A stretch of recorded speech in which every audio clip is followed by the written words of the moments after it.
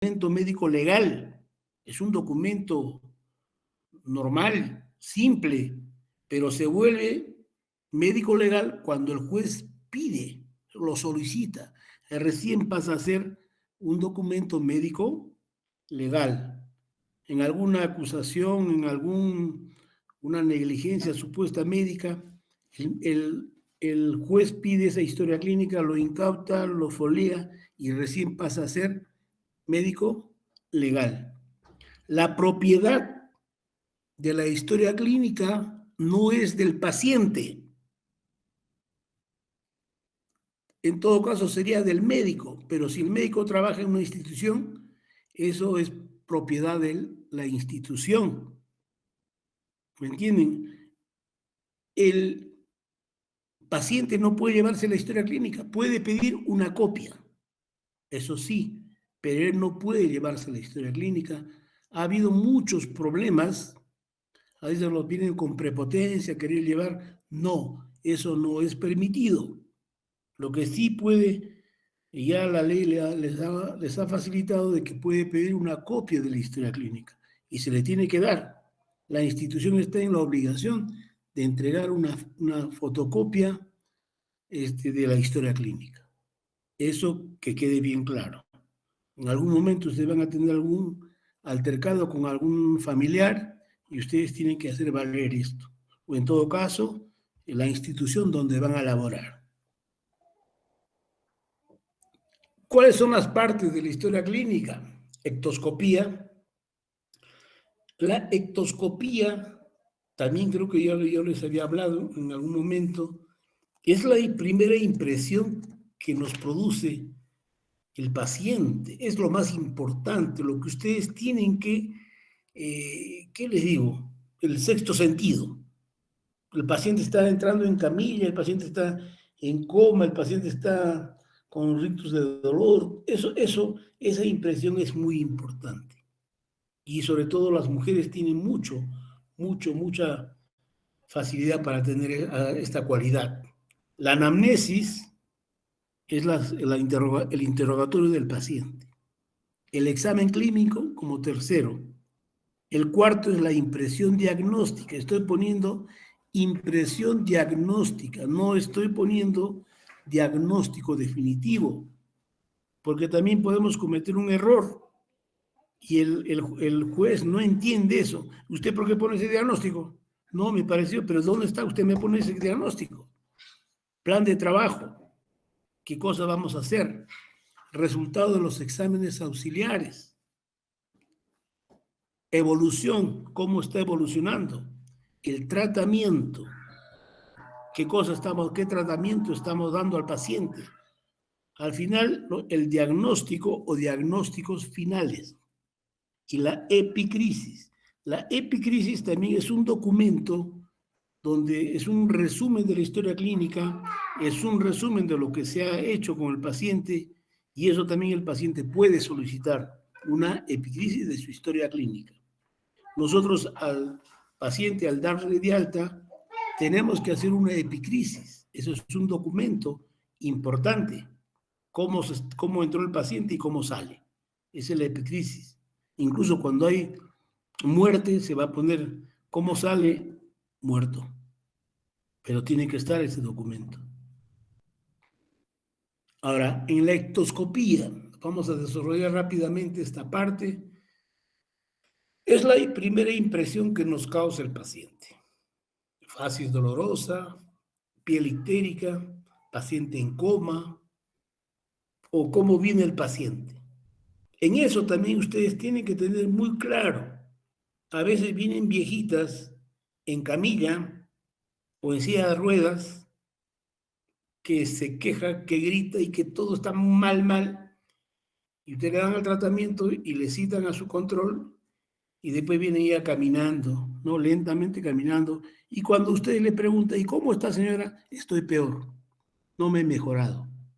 Esa es generalmente la respuesta que se tiene de algunos pacientes y eso es por su idiosincrasia, por su cultura. No vamos a discutir. No, pero señora, si usted ha venido la vez pasada en camilla, ahora está caminando, ¿cómo va a decir que está peor? No, no se discute. Entonces la ectoscopía es eso, cómo ustedes están encontrando al paciente de primera impresión. Es la apreciación inicial del paciente. Y esto, como le digo, tienen que ustedes cultivar, cultivar, cultivar. Si usted no cultiva, se les va a ir muchas cosas y al final van a perder, pues, ¿no? Van a perder. Esto yo lo aprendí a golpes, lo aprendí a golpes. Creo que una vez, ya creo que también les conté esta parte de que había una enfermera muy simpática en el hospital, en el servicio de medicina, el año 1983, cuando yo empecé mis serums. Y una enfermera muy bonita, la más linda del hospital en ese momento, pero bien sobrada, creída, porque todo el mundo está atrás de ella. Estamos pasando visita, miren, y ya le dicto la terapéutica, y ella me dice, un momento, doctor, la paciente yo la veo muy mal. Sí, le digo, a ver, le vuelvo a examinar, le ausculto todo, y no le encuentro nada, pues. Y de nuevo me dice, doctor, yo la veo mala. De nuevo la ausculto y no, y al final no le hice caso. Mire, al día siguiente, cuando vengo a pasar visita, la cama estaba vacía. Y le digo, ¿y la paciente? Doctor, la paciente ha muerto. Y yo me quedé frío. ¿Qué ha pasado? ¿Qué ha pasado, eh?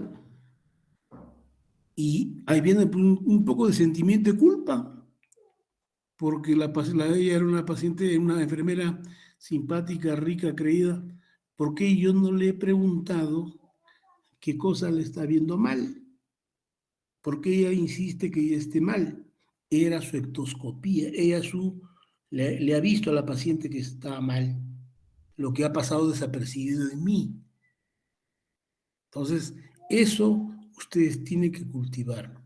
Ahora, la paciente al final se había muerto de un infarto cardíaco, no sé qué, pero una cosa que, felizmente eso es lo que me tranquilizó después, ya era una enfermedad terminal, que yo no me había percatado en ese momento. Pero ahí viene también la soberbia. Entre nosotros, el equipo médico compuesto por las enfermeras, las enfermeras técnicas y todo el equipo, no vamos a ser sobrados. Todos tenemos que compartir. Si hay que colaborar, hay que opinar, podemos opinar con todo el respeto posible. ¿Me entienden? Entonces, la ectoscopía, ustedes tienen que siempre estar observando, mirar cómo está vestida el paciente, cómo está bien arreglada, no está arreglada, que está, ¿no? Todo eso se tiene que apreciar en la ectoscopía. En la anamnesis es el interrogatorio a la paciente o al paciente. Este interrogatorio puede ser directo con el paciente que está lúcido y que nos puede dar información o con los familiares. Un familiar que sepa bastante de su historia, no me va a traer una prima lejana, no, alguien que sepa bien qué es lo que tiene. Ahora, la anamnesis consta de lo importante, la filiación. La filiación. Primero es el nombre completo, edad y sexo. Esto, por ejemplo, a veces es broma, pero doctor, si es mujer, doctor, si es varón. No, señores, tienen que ustedes poner eso. Cuando yo estuve haciendo una residencia en el Hospital 2 de Mayo, que al final no lo terminé porque no me gustó, el hospital muy, muy triste, muy tétrico, vino un paciente, no sé qué nombre tenía, y lo que me interesó era procedente de Huanta. Y yo voy a buscar su historia clínica en el archivo, a estadística, y no encontramos el nombre del paciente, pero él tenía pues incluso sus recetas porque le habían estado viendo en el hospital 2 de Mayo. Hasta que yo conversé con él y le di un poco de confianza y me dice, no, mi historia clínica está como Rosa, Rosita, no sé qué. Con ese nombre y con ese nombre encontré la historia clínica. Entonces, miren qué importante es esto. Ahora ya felizmente que ya hay más liberación, ya se entiende, ¿no? En esa época pues era vergüenza, la edad del paciente. Y este paciente que les digo era de Huanta y era el primer paciente con SIDA que yo estaba viendo, y era paciente un sidoso. Era hijo de un cura de Huanta. Me contó la historia muy triste, que en resumen les contaré que él había sido hijo de cura y después había escapado. Pero él decía que yo desde chiquito, doctor, nunca me han gustado las mujeres, siempre me han gustado los hombres. Yo no sé por qué yo siempre, tras de los chiquitos, yo siempre he jugado me ha gustado estar con los hombres y me gustaban los hombres, había sido homosexual, pues. ¿Y cómo pues te hiciste todo esto? Le digo, se había escapado de Huanta, se había ido a la Plaza San Martín. En la Plaza San Martín dice que había estado vagando, deambulando y se había hecho amigo con un muchacho también que era homosexual y él le metió en ese mundo de homosexual. Y me dijo lo siguiente, que siempre lo tengo grabado en la cabeza. Doctor, usted me está viendo ahora así, pero si usted me hubiera conocido antes, yo era una regia, era una mujerón, era un hembrón. ¿Y cómo has hecho todo eso? Pues yo seguirla, ¿no? La corriente. Y doctor, ¿sabe qué? A mí me ponían la ampolla el Depo Provera, creo que sí, pues el Depo Provera. Yo me ponía casi diario, después cada semana, después cada 15 días, y todo eso me ha hecho desarrollar todos mis senos, todo muy bonita, doctor. Era bien codiciada. ¿Y qué pasó? Yo hasta ahí no sabía que tenía SIDA. Me apareció un tumor en el cuello, el síndrome, el Kaposi, el tumor de Kaposi, que aparece en los idosos. Y ahí empezó mi mal, doctor. ¿Y ahora no tiene familia? No, doctor. ¿Y ahora qué de tu vida? Yo vivo en ¿cómo se llama? En el Agustino, me decía. En el Agustino, felizmente he logrado tener mi salón de belleza. Antes decíamos salón de belleza, ahora dicen spa. Y yo tengo una empleada. La señora que viene, casi semanalmente viene, me trae plata y me trae mi ropa. ¿Y ella qué es? Sí, doctor, ya he hablado con ella. El día que yo me muera, ella se va a quedar con todo mi salón de belleza, que es mi propiedad, con toda mi casa, pero me va a atender hasta los últimos días de mi vida. Y el diagnóstico SIDA y el tumor de Kaposi.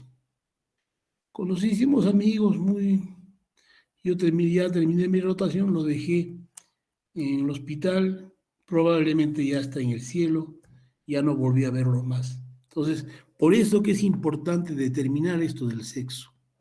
Ahora, que políticamente estén hablando estudio de género, no sé qué tonterías, eso no acepto.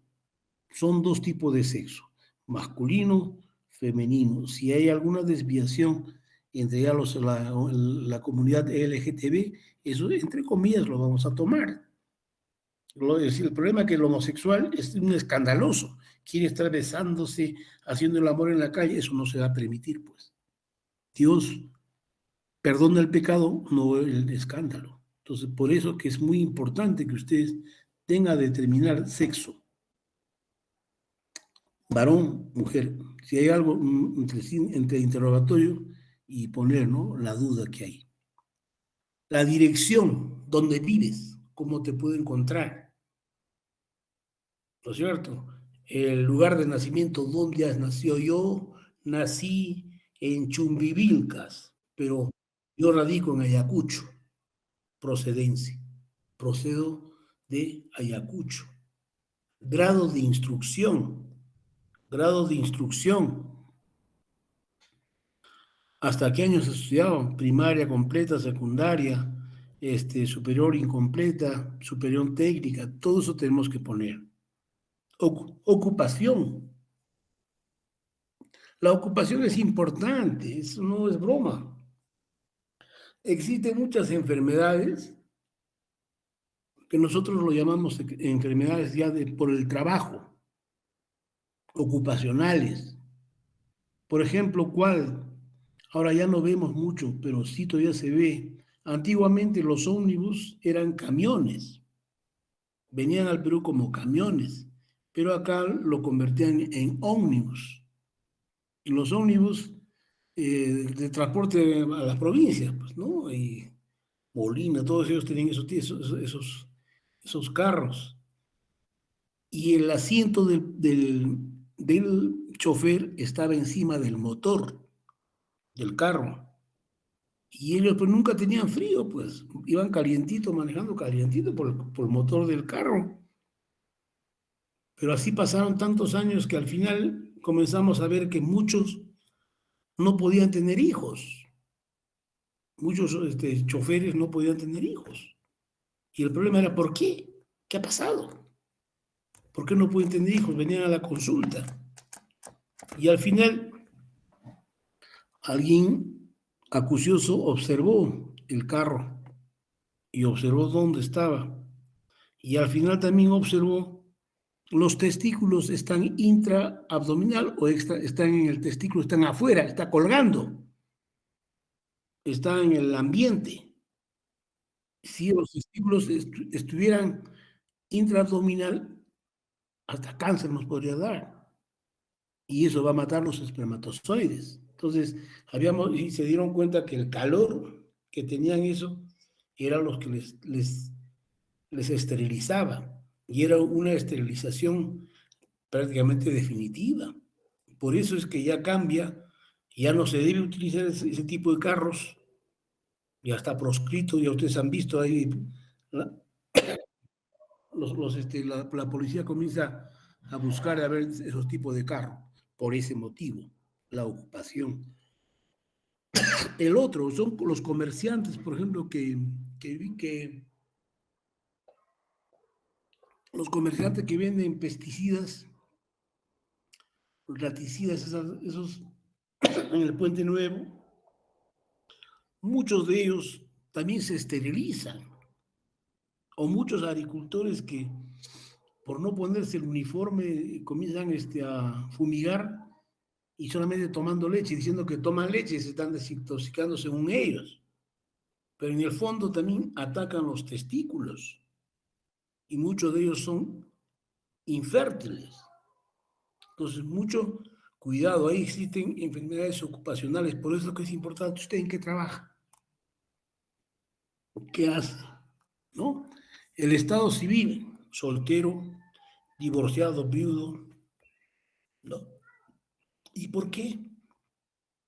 A ver, por ejemplo, a mí en mi especialidad viene un hombre, ¿usted cuántos años tiene? 40, soltero, casado, viudo, soltero, ¿tiene hijos? No.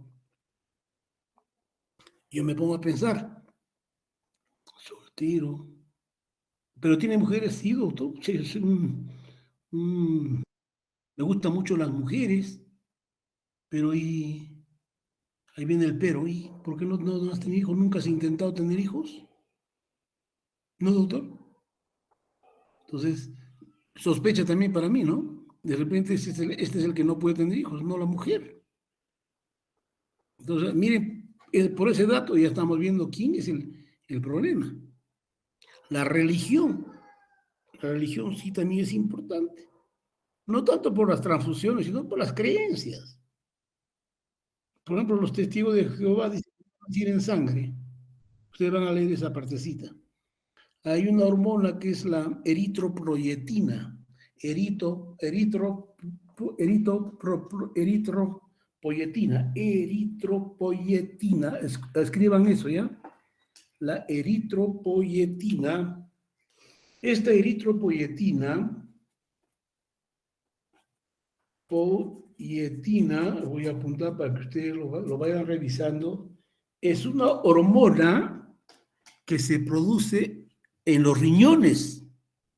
Y esta hormona hace que se produzca mucha cantidad de eritrocitos, glóbulos rojos, pero tiene su tiempo. actúa en la médula espinal, en la médula ósea de los huesos planos para que estos produzcan los eritrocitos, los glóbulos rojos. Por ejemplo, ellos creen que usando eritropoyetina van a solucionar el problema de la anemia aguda. No, ellos no entienden eso. La anemia aguda es sangre. Muchos pacientes hemos tenido, incluso muchos médicos. Había una viejita que trabajaba en el hospital, en la maternidad. Varias veces me llamó, doctor, ¿cómo usted van a usar? Van a ponerle sangre que le estoy mandando la eritropoyetina, doctora, le digo con el respeto que se merece. ¿En cuánto tiempo actúa la eritropoyetina?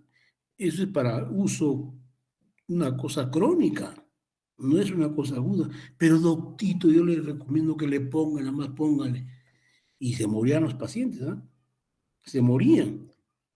Y a veces nosotros adentro, sin que se den cuenta nadie, hacíamos, le poníamos la sangre. Yo varias veces he puesto sangre a muchos pacientes. Yo mismo he dado sangre y le hemos puesto mi misma sangre. Pero alguna enfermera que había estado observando eso. No voy a decir el nombre de las enfermeras que son testigos de Jehová. Y cada vez que llevamos a pacientes a hacer una cesárea, una intervención, sobre todo de ginecología, se ponía una enfermera a la entrada de la sala de operaciones y otra enfermera que estaba adentro, viendo que no reciba sangre. Y muchas veces venía el marido, viene el paciente, el esposo, a agradecerle. Yo, doctor, le agradezco grandemente que nos haya entendido que mi esposa ya está en el seno de Dios, que no sé qué tal. Y el doctor, ¿sabe qué le dijo? Te vas a la mierda. Discúlpame. Tú creo que te has querido quedarte viudo para buscarte otra mujer. No me jodas. Eso fue la respuesta, ¿no? Yo también hubiera dicho otra cosa más grosera de repente, pero según ellos era una cosa bendita. Hay que respetar, pero de todas maneras. Y la otra es fecha de ingreso. Ustedes pongan eso. No se vayan a olvidar la fecha de ingreso, incluso fecha que están haciendo la historia clínica. Señor, pero usted ha dicho que ingresó a tal fecha. Pero sí, señor, he estado ahí, pero yo le he hecho la historia clínica una semana después porque estaba hospitalizada. ¿Se dan ustedes cuenta? El problema, hay que cuidarnos por todo lado del problema médico legal. Yo tengo un problema médico legal ahorita porque yo había puesto en una paciente, puse placenta acreta. El juez ha visto acretismo placentario, no sé qué, y en ese sentido no nos entendemos. Entonces, miren, por un datito podemos tener problemas. Antecedentes personales. Eso sí, en los antecedentes ustedes tienen que también ahondar. Señora, usted es sanita, sana, nunca me he enfermado, nunca, seguro, seguro, usted no tiene diabetes, no tiene presión alta, preguntarle aunque sea de ese lado. Sí, doctor, a mí me pusieron sangre, sí, doctor, me operaron, sí, doctor, yo sufro de tal cosa, ¿no? Algo debe decir. Si ha recibido intervenciones, le han operado, ha tenido accidentes, ha recibido sangre, usted es alérgica a algún medicamento, la historia clínica menstrual, eso es importante, si es mujer. ¿Cuándo empezó, a los cuántos años comenzó usted a menstruar? A los 12 años, 15 años. ¿Cada cuánto tiempo menstrua? Yo menstruo cada 28 días, generalmente dije cada mes, pero no hay que sacarle porque la menstruación no es un mes. Cada 28, así es. La cantidad, ¿cuántos pañitos usted usa? Yo uso un paquete de esos paquetes de las toallitas. Características de la menstruación. Si la paciente tiene dolor menstrual, preguntarle cuándo ha sido su última menstruación. Eso de la última menstruación, ¿cuándo empezó su última menstruación? No cuando terminó. Sobre todo para ustedes las chicas, ¿ah? ¿Eh? ¿Cuándo ha sido su última menstruación? Generalmente dicen cuando terminó, no, ¿cuándo empezó? ¿Tiene relaciones sexuales? Sí. sus relaciones sexuales son placenteras o son traumáticos, hemorragias intramenstruales, dispareunia, acá dice disporeunia, dispareunia es si tiene dolor durante el acto sexual, si sangra después del coito. Todo esto preguntando, sacándole la lengua al paciente. Si hay flujo vaginal, yo tengo bastante descenso, como la leche cortada, como la leche Nestlé, como la espuma verdosa, fétida, dolorosa. Historia obstétrica, cuántos embarazos, cuántos hijos tiene, cuántos abortos, cuántos hijos muertos, el tipo de parto, parto normal, cesárea y algunos otros datos más. Entonces, miren, acá nosotros no somos adivinos. Al hacer la historia clínica estamos ya acercándonos al diagnóstico. Antecedentes familiares. Esto también es importante. Algunas familias tienen predisposición de padecer, por ejemplo, cáncer de ovario y cáncer de mama y algunas otras enfermedades. Por ejemplo, en el caso de hemofilia, por ejemplo, trastorno de la coagulación. Hay muchas familias que tienen hemofilia, que nosotros no conocemos. Cáncer de mama. Cáncer de mama no es genético, pero es predisposición. Si la mamá tuvo cáncer y tiene 4 hijas, una de las 4 va a tener cáncer. Entonces, ¿cómo lo examinamos? A las 4 hay que estar siempre controlándole. Cáncer de ovario, igual. Algunos defectos congénitos. No hay familias que todos los hijos salen con algún defecto.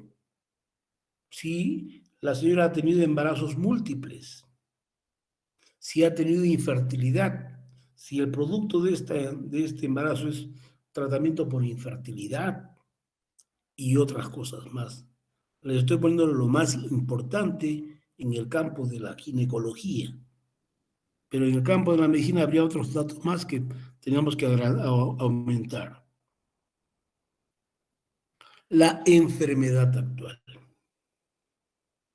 Ya ahí viene, ya, ¿y por qué vienes? ¿Qué enfermedad tienes? ¿No? Se debe transcribir la queja del paciente lo más exacto posible, incluso con las mismas palabras. A veces no podemos traducirlo y ponemos entre comillas, el paciente dijo tal cosa, el paciente dijo tal cosa. El tiempo de enfermedad. ¿Desde cuándo está usted enfermo, señora? Hace muchos años. No, pero hace cuánto tiempo está muy, muy mal, está peor? Ahí cambia la figura. La forma de inicio, brusco o inicio insidioso progresivo. En la historia clínica que hemos hecho en la práctica, han visto, es una enfermedad de incidencia insidioso, no es brusco. Signos y síntomas principales, problemas urinarios como disuria, polatiuria, tensiones, nicturias, síntomas gastrointestinales, anorexia, flatulencias, etcétera, eruptos, etcétera. Indicar también síntomas sexuales como dispareunias, frigidez. Doctor, yo no quiero estar con mi marido. Y con el otro, tampoco, doctor. Entonces, miren, la frigidez. El examen físico,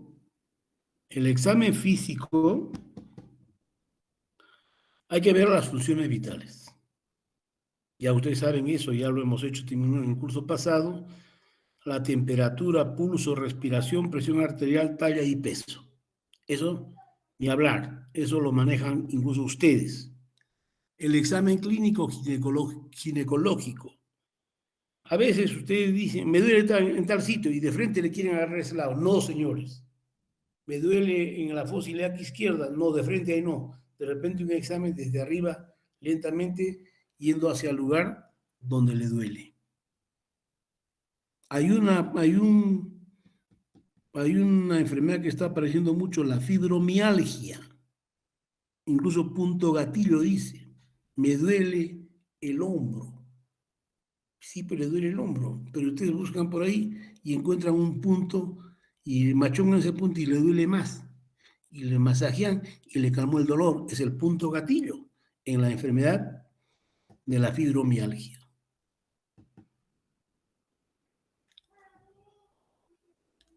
Ahora, en el examen ginecológico, lo más importante es ver si hay embarazo o no hay embarazo y si hay lesiones malignas o premalignas. A toda mujer que me venga, que no menstrue, no, doctor, yo soy la Virgen María.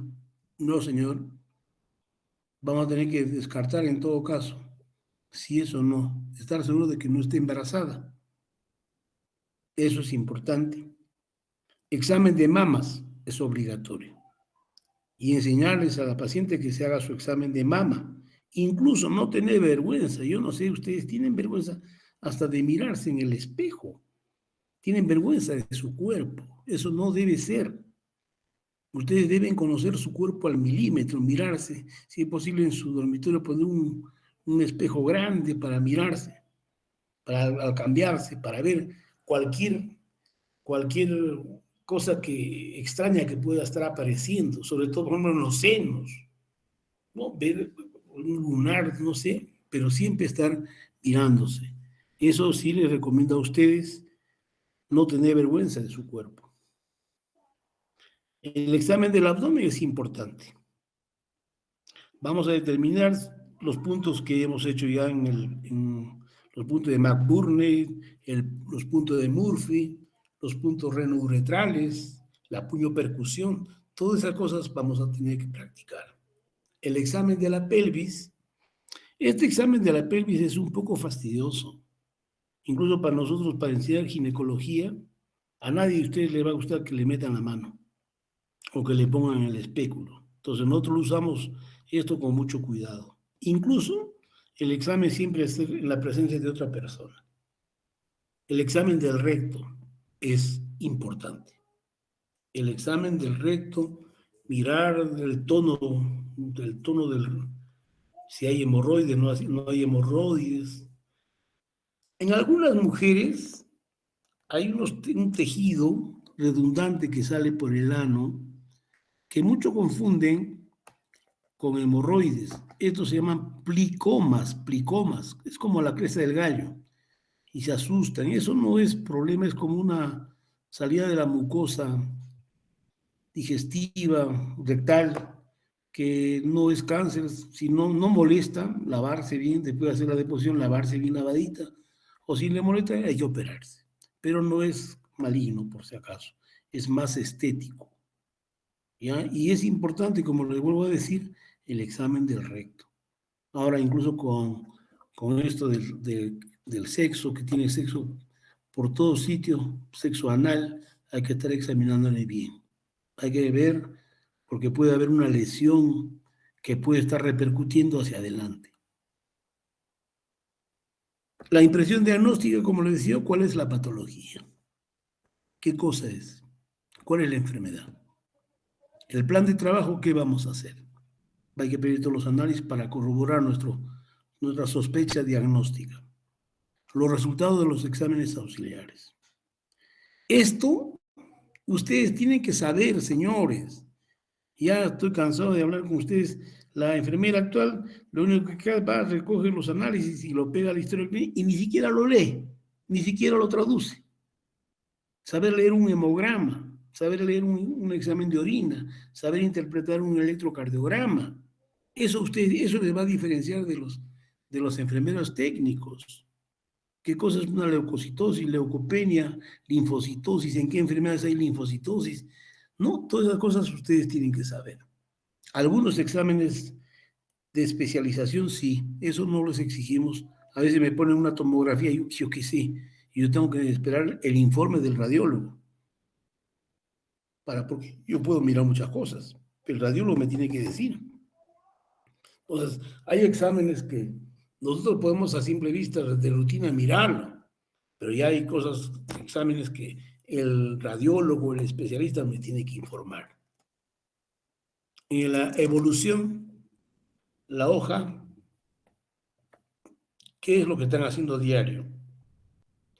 En la Cayetano Uribe había el SOAP, somático, era un resumen, ¿no? Como estaba en SOAP.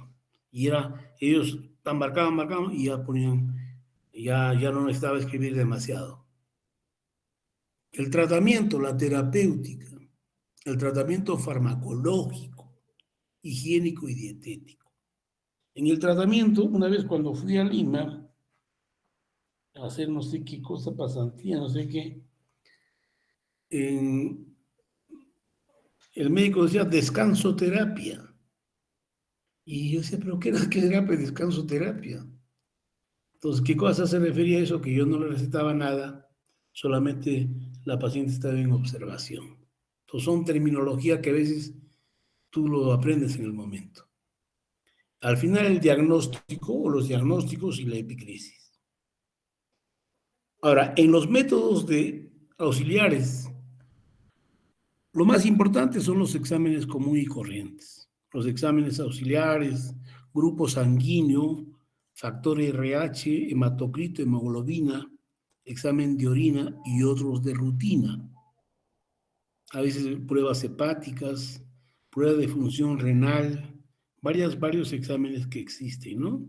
En la radiografía de pulmones, la mamografía, la uterosalpingografía, el examen de ecografía, la tomografía axial computarizada, la laparoscopía, la colposcopía, la histeroscopía, el papanicolau, el IVA, exámenes de secreción vaginal y el dosaje de hormonas y algunos otros exámenes que se me está escapando, pero esos son los exámenes de rutina que pedimos. Hay otros exámenes, ya cuando hay exámenes de algunas enfermedades desconocidas o ultra desconocidas o exámenes especiales, para eso ya son otro tipo de exámenes y esos exámenes incluso cuestan muy caro cuesta.